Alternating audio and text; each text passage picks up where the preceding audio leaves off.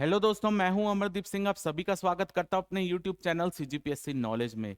दोस्तों, जो कल हमने लेबर इंस्पेक्टर का इंडियन जीएस पोर्शन का पार्ट की चर्चा की थी कि इंडियन जीएस में क्या क्या टॉपिक को पढ़ना चाहिए, तो उसी के रिगार्डिंग आज हम ये देखेंगे कि लेबर इंस्पेक्टर के एग्जाम में सीजीजीएस से कहां से क्वेश्चन पूछे जाते हैं, किन टॉपिक पर आपको विशेष रूप से ध्यान देना है, ये सब चर्चा हम आज की क्लास में करने वाले हैं। जैसे कि आपको पता है, लेबर इंस्पेक्टर में 32 नंबर 32 नंबर सीजीजीएस का वेटेज है। तो कम समय में हम सीजीजीएस को कैसे बेहतर नंबर यहां से गेन कर सकते हैं, उन्हीं मुद्दों पर आज चर्चा करने के लिए यहां पर हम उपलब्ध हैं। कई बच्चों को ये डाउट रहता है, इकोनॉमिक सर्वे इतना बड़ा है, हम इकोनॉमिक सर्वे में किन किन चीजों पर ध्यान देंगे। तो वो सब चीजें आज डाउट में आपका क्लियर करूंगा, किन किन चीजों पर आपको इकोनॉमिक सर्वे में भी ध्यान देना चाहिए, और छत्तीसगढ़ के किस पोर्शन से ज्यादा क्वेश्चन आते हैं, किससे कम आते हैं, वो सब चीजें हम आज की क्लास में चर्चा करने वाले हैं। तो ये क्लास अगर आप 10 से 15 मिनट आप मेरे को देते हैं, मैं आपको सीजीजीएस में मैक्सिमम नंबर यहां से कैसे गेन किया जा सकता है, उन चीजों पर यहां पर मैं आपसे चर्चा करूंगा।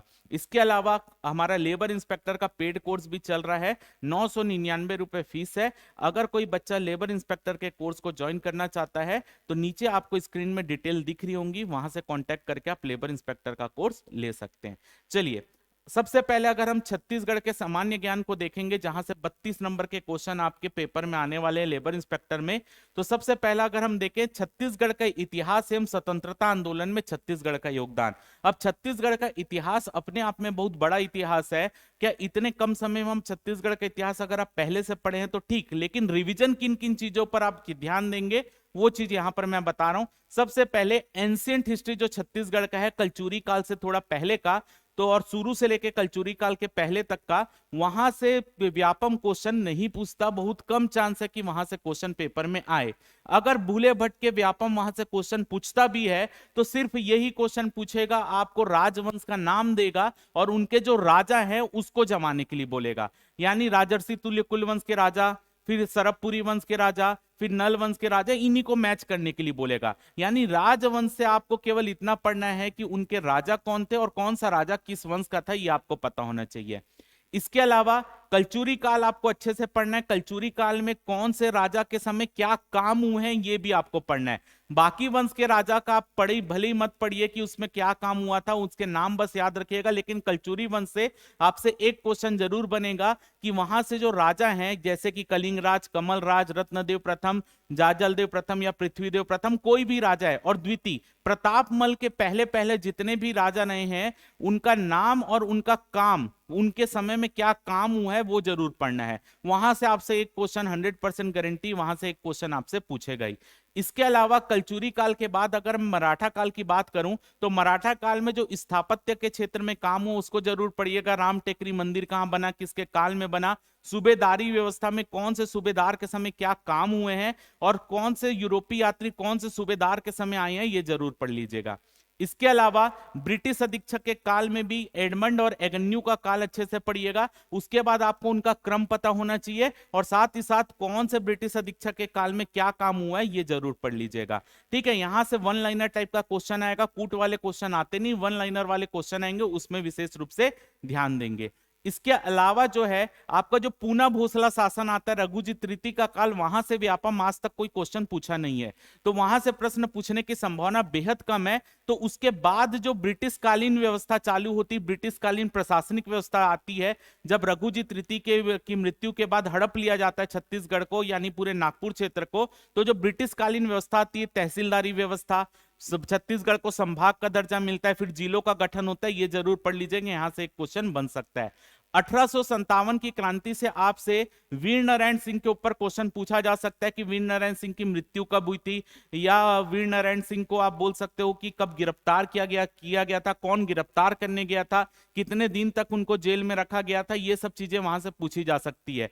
बाकी सोना खान के विद्रोह के अलावा जितने विद्रोह हैं, उसमें रायपुर का सैन्य विद्रोह आपसे पूछा जा सकता है, हनुमान सिंह के बारे में, और जो उनके साथियों को फांसी दी गई थी उनके बारे में कि किस डेट में फांसी दी गई थी। बाकी यहां से आपको यह भी हो सकता है, बाकी जितने 1857 की क्रांति के समय विद्रोह हुए उनके बारे में पेपर में क्वेश्चन नहीं आता। लेकिन अगर आ भी गया तो केवल आपको क्या देगा, उनके विद्रोह के नाम देगा, और उनके जो नेता हैं या जो विद्रोह करता थे उनको मैचिंग करने के लिए बोलेगा। इसलिए उसमें ज्यादा दिमाग मत लगाइएगा, उसको सिर्फ उतना पढ़ के जाइएगा।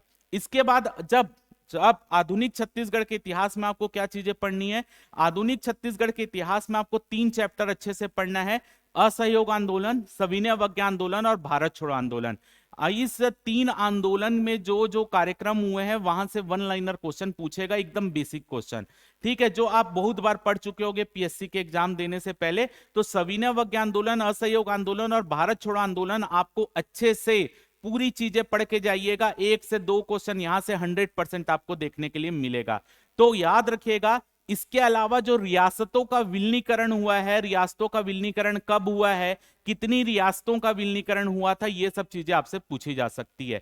तो बेसिक क्वेश्चन याद रखिएगा, 1938 में जो सेवा दल बना था या स्टेट कांग्रेस बनी थी, वो सब पढ़ लीजिएगा, वहां से क्वेश्चन बन सकता है। तो अगर मैं ओवरऑल छत्तीसगढ़ के इतिहास की बात करूं तो ओवरऑल छत्तीसगढ़ के इतिहास से 5 क्वेश्चन बनने की संभावना है, 5 से 6 क्वेश्चन। क्लियर? अब सेकंड यहां पर देखते हैं, सेकंड क्या है? छत्तीसगढ़ का भूगोल। छत्तीसगढ़ के भूगोल से क्या क्वेश्चन पूछेगा? छत्तीसगढ़ के भूगोल से पहाड़ों के नाम पूछेगा, नदी का नाम पूछेगा, जलप्रपात का नाम पूछेगा, या कौन सा अभ्यारण्य का है या कौन सा राष्ट्रीय उद्यान का है, यह पूछेगा। बेसिक क्वेश्चन पूछेगा। कभी भी व्यापम आपको नदी की लंबाई नहीं पूछता, कभी भी व्यापम आपको क्षेत्रफल नहीं पूछता, आपको केवल इतना पूछता है व्यापम कि छत्तीसगढ़ में ये नदी कहां से निकली है, इसकी सहायक नदी कौन सी है, ये जलप्रपात कहां पे है, या ये पहाड़ कहां पे, केवल इतना क्वेश्चन पूछेगा। इसके अलावा जलवायु व भौतिक दशाएं, तो जलवायु या भौतिक दशाओं में आपसे पूछा जा सकता है कि सबसे ज्यादा वर्षा छत्तीसगढ़ में कहां होती है, सबसे कम वर्षा कहां होती है, सबसे ज्यादा गर्मी कहां पड़ती, ये सब चीजें क्वेश्चन पूछा जा सकता है। तो एक क्वेश्चन यहां से बनेगा, जबकि 1 से 2 क्वेश्चन आपका यहां से बनेगा छत्तीसगढ़ का जो भूगोल लिखा है। इसके अलावा जनगणना, जनगणना से आपका एक क्वेश्चन पूछा जाएगा, जनगणना से आपका एक क्वेश्चन पूछा जाएगा। उसमें भी केवल पहला पहला नाम पढ़ना, कहां का लिंगानुपात ज्यादा है, कहां का कम है, कहां की जनसंख्या ज्यादा, कहां की कम है, सबसे ज्यादा अगर आप देखेंगे जनघनत्व कहां पे है, सबसे कम जनघनत्व कहां पे है। केवल एक एक नाम याद करिएगा, परसेंट याद करने की जरूरत नहीं कि यहाँ पे जनघनत्व फलाना वर्ग किलोमीटर इतने क्षेत्र में फैला है, ये सब नहीं, केवल नाम, कौन से जिले का ज्यादा है, कौन से का कम है। परसेंट या आंकड़ा आपसे यहां से जनगणना में व्यापम नहीं पूछता है। ठीक, इसके अलावा जो है पुरातात्विक एवं पर्यटन केंद्र, यहां से एक क्वेश्चन बनता है। पुरातात्विक व पर्यटन केंद्र, यहां से आपका ऐसा भी क्वेश्चन पूछा जा सकता है कि जो आप नहीं जानते हैं, यानी जो प्रचलित हैं वो तो पूछते ही हैं, कभी कभी व्यापम ऐसा भी क्वेश्चन दे देता है, ऐसे पर्यटन केंद्र के बारे में भी पूछ लेता है या पुरातात्विक क्षेत्र के बारे में पूछ लेता है जो एकदम नया है या हम उसको नहीं पढ़े रहते। तो उसमें ज्यादा फोकस नहीं करना है कि नया जो आ गया हमको उसके पीछे नहीं भागना, हमको पुराने जितने हमको पता है केवल उतना पढ़ना है। नया आ गया वो किसी से नहीं बनेगा या बहुत लिमिटेड लोग से बनेगा। तो एक नंबर के पीछे भागने से अच्छा है कि जितने फेमस स्थल है आप उतना पढ़ के जाइए, अगर उसमें आ रहा है तो ठीक, नहीं आ रहा है तो वो किसी से नहीं बनने वाला।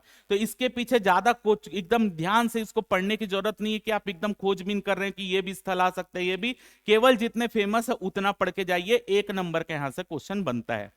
आगे देखिए, तीसरा है यहां पर छत्तीसगढ़ का साहित्य। छत्तीसगढ़ के साहित्य में जितने प्रीवियस ईयर में क्वेश्चन आए हैं केवल उतने पढ़ के जाइए।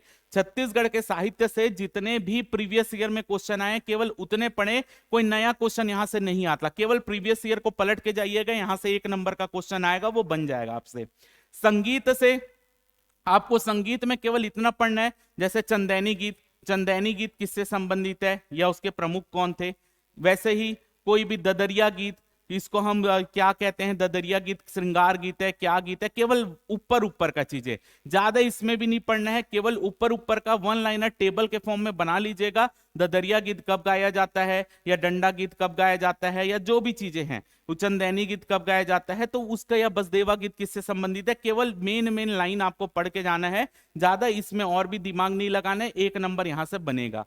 इसके अलावा नृत्य से एक क्वेश्चन बनता है। नृत्य से आपसे कोई भी मेन रूप से सरहुल पर्व या सरहुल नृत्य के बारे में पूछता है, तो नृत्य में भी आपको केवल इतना पढ़ना है, ये नृत्य कब किया जाता है और कौन सी जनजाति करती, इसके अलावा कुछ भी क्वेश्चन यहां पर नहीं पूछेगा। तो एक नंबर यहां से आपका बनेगा। कला एवं संस्कृति, तो कला एवं संस्कृति में आपसे जनजाति से क्वेश्चन पूछा जाता है। जनजाति से कैसे, जनजाति का हस्तकला का काम कौन करता है, या बास कला का काम कौन करता है, ठीक है। तो या उसमें जो भी जनजाति कौन से वर्ग का काम करती, लोहे गलाने का काम कौन सी जनजाति करती है, तो एक टेबल के फॉर्म में आपको हर बुक में वो मिल जाता है। केवल वो टेबल पढ़ के जाइएगा कि बास कला का काम में कौन सी जनजाति लगी है, या जनजातियों का जो विवाह होता है उसको पढ़ के जाइएगा कि कौन सी जनजाति में किस तरीके का विवाह होता है, पारिंग धन विवाह किस में होता है, अरुतो विवाह किस में होता है, पाटो विवाह किस में होता है, ये सब चीज पढ़ के जाइएगा। वहां से आपका जो बेसिक बेसिक चीज है वहां से एक क्वेश्चन बनता है।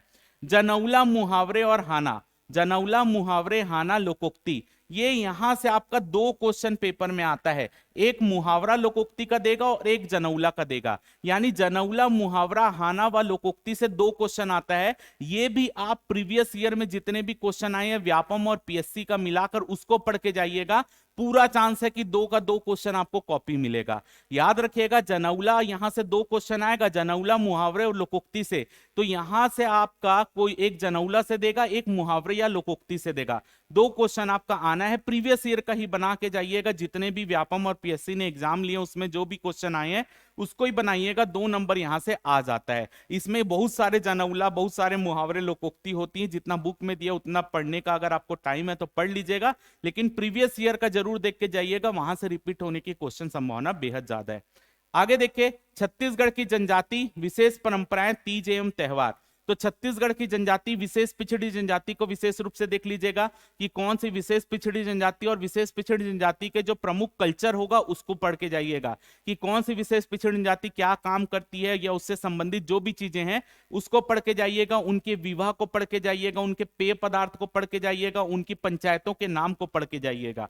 यहां से आपका क्वेश्चन बन सकता है। और कौन सी जनजाति कहां रहती है, इसमें विशेष पिछड़ी जनजाति का जरूर देखेगा कि बैगा जनजाति कहां पे रहती है, कमार जनजाति कहां पे रहती है। यानी विशेष फोकस आपको किसमें करना है, कौन सी जनजाति, विशेषकर विशेष पिछड़ी जनजाति। तो विशेष पिछड़ी जनजाति के जो देवता हैं उनके नाम भी पढ़ के जाइएगा। जो आपके टोटल विशेष पिछड़ी जनजाति, जैसे बैगन जनजाति कौन से देवता हैं, बिरहोर के कौन से देवता हैं, जैसे सूरज देव, इनके बारे में पेपर में पूछा ही है। तो विशेष पिछड़ी जनजाति को अच्छे से पढ़िएगा। विशेष पिछड़ी जनजाति से कहां से क्वेश्चन बन रहा है, अगर आप जो समग्र छत्तीसगढ़ की बुक आती थी हिंदी ग्रंथ एकेडमी की हरी वाली, उसमें ये चैप्टर अच्छे से दिया हुआ है, ठीक है। और वहीं से क्वेश्चन व्यापम उठाता है। अगर वो बुक अगर आपके पास है आप वहां से पढ़िए। ये क्वेश्चन यहाँ वाला जो पूरा चैप्टर है ना उसके टेबल फॉर्म में दिया हुआ है, ये चैप्टर आपका वहां से हो जाएगा।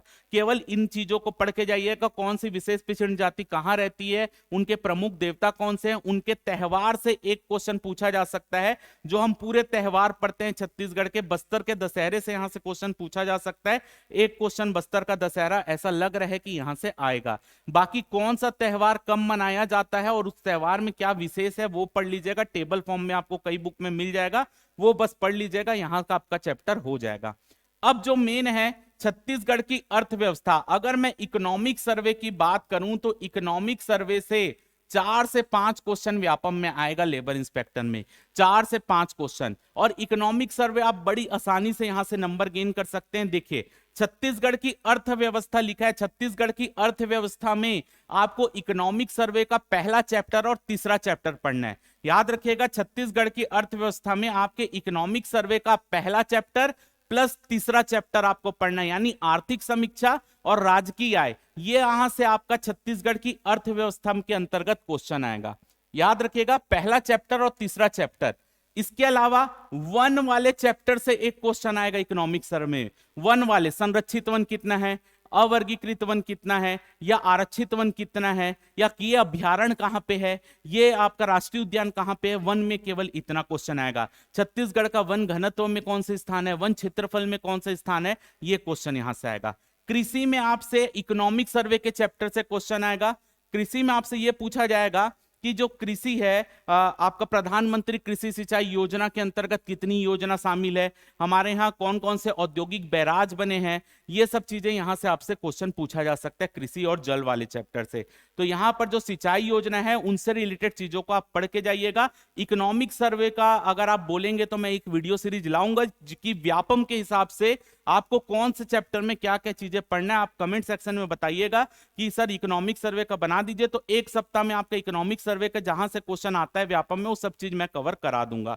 तो याद रखिएगा कृषि चैप्टर से भी एक क्वेश्चन यहां से आपका बनेगा कि हमारे यहाँ कौन सी वृहद परियोजना है, कौन सी लघु है, कौन सी मध्यम है, किस योजना में कितना % राज्य सरकार का, कितना केंद्र का। तो ये सब चीजें यहां से एक क्वेश्चन बनेगा। इसके अलावा छत्तीसगढ़ का प्रशासनिक ढांचा बेहद इंपॉर्टेंट। छत्तीसगढ़ का प्रशासनिक ढांचा, स्थानीय शासन, पंचायती राज, 4 क्वेश्चन यहां से बनने की संभावना है, टोटल 4। अब प्रशासनिक ढांचे में क्या पूछेगा, छत्तीसगढ़ के मुख्य सचिव का क्या काम होता है, या संचालनालय का क्या काम होता है, निदेशालय का क्या काम होता है, या उनका स्ट्रक्चर ऊपर से नीचे क्या स्ट्रक्चर होता है, वो सब चीजें आपसे पूछी जा सकती है। तो ये प्रशासनिक ढांचा अच्छे से पढ़ के जाइएगा, मुख्य सचिव के क्या काम होते हैं, या आपका जो राज्य शासन होता है वो कौन सी व्यवस्था के अंतर्गत आता है, या यहां से आपको राज्यपाल या विधानमंडल के बारे में भी क्वेश्चन पूछे जा सकते हैं, उसको अच्छे से देख लीजिएगा। स्थानीय शासन एवं पंचायती राज, स्थानीय शासन एवं पंचायती राज, यहां से आपका पंचायती राज से 2 क्वेश्चन आता है, 2 से 3 क्वेश्चन यहां से हो सकते हैं। नगरीय निकाय से क्वेश्चन आने की संभावना बेहद कम है, लेकिन पंचायती राज से क्वेश्चन आपके आ सकते हैं। तो ये 4 जो है उसमें 2 पंचायती राज से आता है, 2 प्रशासनिक ढांचे से क्वेश्चन आता है। तो टोटल 4 क्वेश्चन इस तरीके से आपसे यहां से पूछे जा सकते हैं। नगरीय निकाय से क्वेश्चन आने की संभावना व्यापम के पेपर में बेहद कम है, ना के बराबर है। पंचायती राज से क्वेश्चन आने की संभावना बेहद ज्यादा है। आगे देखिए, छत्तीसगढ़ में उद्योग, ऊर्जा, जेल व खनिज संसाधन। उद्योग में आपको जो केवल और केवल इकोनॉमिक सर्वे में दिया है, कौन सा उद्योग कहां पे है, सीमेंट फैक्ट्री कहां पे है, या आपका औद्योगिक केंद्र कहां पे है, वहां से क्वेश्चन बनेगा। ऊर्जा चैप्टर केवल इकोनॉमिक सर्वे में जो दिया है वहीं से क्वेश्चन बनेगा कि आपका औद्योगिक क्षेत्र में कितना विद्युत का व्यय हो रहा है, या आपका जो ऊर्जा उत्पादन में छत्तीसगढ़ का भी कौन सा रैंक है, या छत्तीसगढ़ को जो अवार्ड मिलता है केंद्र स्तर पे उसमें 3रा स्थान है, 4था स्थान है, वो सब चीज यहां से पूछा जाता है। यानी ऊर्जा चैप्टर भी केवल इकोनॉमिक सर्वे से ही पूछा जाता है। जेल, कहां पे जेल है, कहां पे सेंट्रल जेल है, कितनी सेंट्रल जेल है, ये क्वेश्चन पूछा जा सकता है, लेकिन जेल से क्वेश्चन आने की संभावना बेहद कम है। जेल से क्वेश्चन पूछने की संभावना बेहद कम है। अगर आप इसको स्किप भी करना चाहे आप कर सकते हैं। खनिज संसाधन में भी आपको इकोनॉमिक सर्वे से क्वेश्चन पूछा जाता है, और यहां पे आपसे करेंट का क्वेश्चन भी पूछा जा सकता है कि वर्तमान में आपका जो खनिज से रिलेटेड कहां पे नीलामी हुई है, कौन से खनिज की खदान की नीलामी कहां पे हुई है, कहां से संबंधित है, वो पूछा जा सकता है। गौण खनिज का प्रतिशत कितना है, मुख्य खनिज का प्रतिशत कितना है, यानी जो खनिज से आय हो रही है उसमें कितनी आय गौण खनिज से हो रही है, कितनी आय मुख्य खनिज से हो रही है, कौन सा खनिज की कौन सी खदान कहां पे है, ये क्वेश्चन आपसे पूछा जा सकता है। तो इकोनॉमिक सर्वे से ये वाला पार्ट आपका आसानी से कवर हो जाएगा। आप बताइएगा अगर आपको कोई भी टेंशन है, मैं इकोनॉमिक सर्वे में जो व्यापम से क्वेश्चन पूछता है उसके वीडियो बना सकता हूं मैं। अगला देखिए, छत्तीसगढ़ की समसामयिक घटनाएं, 4 से 5 क्वेश्चन यहां से बन सकता है, कम भी हो सकता है, ये 3 क्वेश्चन भी हो सकता है। छत्तीसगढ़ की समसामयिक घटनाएं केवल और केवल जो 2-3 महीने में हुई है उसको पढ़िएगा। विशेषकर समसामयिक घटनाएं में क्या पूछेगा, जो आपका राज्योत्सव के समय अलंकरण पुरस्कार दिया जाता है, राज्योत्सव के समय जो अलंकरण पुरस्कार दिया जाता है, रविशंकर पुरस्कार, सुंदरलाल शर्मा सम्मान, ये सब किसको मिला है वो आपसे पूछ सकता है। छत्तीसगढ़ी ओलंपिक के ऊपर क्वेश्चन पूछ सकता है। छत्तीसगढ़ को जो राष्ट्रीय पुरस्कार मिल रहे हैं वो क्वेश्चन आपसे पूछा जा सकता है। और या छत्तीसगढ़ में जो विशेष रूप से अभी जो भी सम्मान मिल रहे हैं स्वच्छता के लिए, या रैंकिंग छत्तीसगढ़ की पूछ सकते हैं। बेरोजगारी दर में छत्तीसगढ़ का क्या स्थान है, कितनी बेरोजगारी दर है, वो सब चीजें यहां से पूछी जाती है। मेन रूप से आपको खेल के से रिलेटेड, जैसे आकर्षित कश्यप जो है वो फेमस है तो उनसे क्वेश्चन पूछ सकते हैं। तो खेल से रिलेटेड, सम्मान से रिलेटेड, ये सब क्वेश्चन यहां से पूछे जाते हैं। तो 3 से 4 क्वेश्चन आएगा। अगर आप पिछले 2-3 महीने का भी करंट पढ़ के जा रहे हैं, ये पार्ट आपका अच्छे से कवर हो जाएगा। तो इतनी चीजें हैं छत्तीसगढ़ के सामान्य ज्ञान से। टोटल आपके 32 क्वेश्चन लगभग छत्तीसगढ़ के सामान्य ज्ञान से आएंगे। तो वो चीजों के जो बेसिक टॉपिक जहां से क्वेश्चन पूछे जा रहे हैं वो सब चीजें यहां पर मैंने डिस्कस कर ली है आपसे। अगर कुछ भी आपको डाउट हो तो कमेंट सेक्शन बता दीजिएगा। इकोनॉमिक सर्वे का वीडियो अगर आपको चाहिए यूट्यूब में तो वो सब चीजें भी मैं यहां पर करवा दूंगा, व्यापम के एग्जाम में जो जो चीजें आती हैं। तो और अगर कोई लेबर इंस्पेक्टर का कोर्स ज्वाइन करना चाहता है तो उसकी डिटेल आपको नीचे दिख ही रही है। आप उस डिटेल में कांटेक्ट करके लेबर इंस्पेक्टर का कोर्स मात्र 999 रुपए में ज्वाइन कर सकते हैं। केवल और केवल 2 या 3 दिन के लिए वो प्राइस है, उसके बाद वो प्राइस बढ़ जाएगा। क्लियर? तो उम्मीद करता हूं जो भी चीजें यहां पर मैंने आपसे डिस्कस की आपको समझ आ गया होगा और ये आपको बेनिफिट देगा। फिलहाल ये क्लास में सिर्फ इतना ही। जय भारत, जय छत्तीसगढ़।